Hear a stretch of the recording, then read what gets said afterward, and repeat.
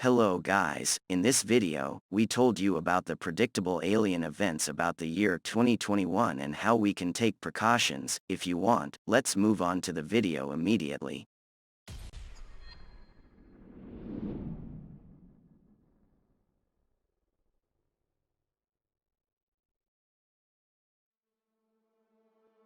Imagine that you notice something strange as you routinely exercise on the morning of a sunny day.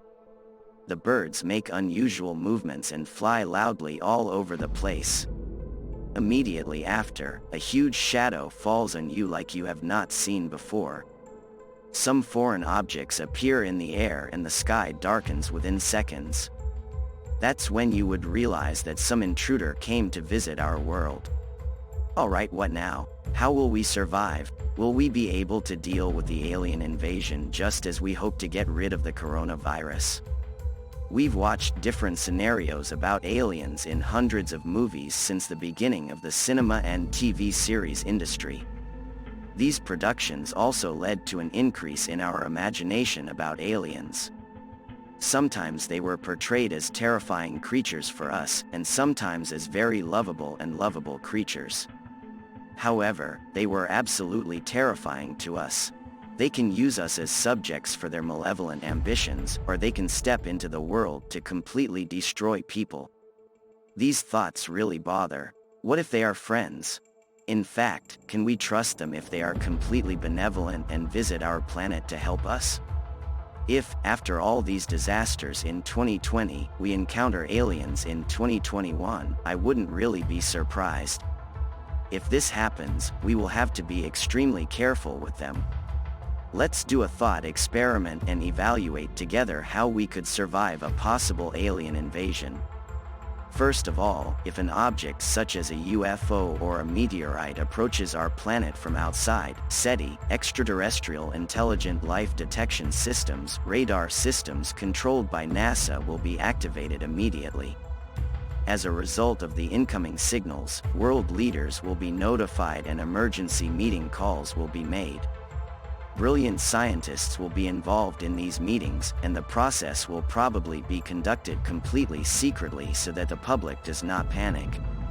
While the negotiations are conducted behind closed doors by the leaders, after a while, aliens will start to roam over our cities. It is at this point that linguists, physicists, biologists and astronomers come together. In order not to attack our world, they would try to communicate directly with them and brainstorm on different techniques. Presumably they would try to explain that we are friends with aliens, that we are not hostile or beings they can eat. If we think in good intentions, we can imagine that they are perhaps more environmentally friendly than us. Who knows, maybe they have technologies that are far superior to us and want to share their resources with us.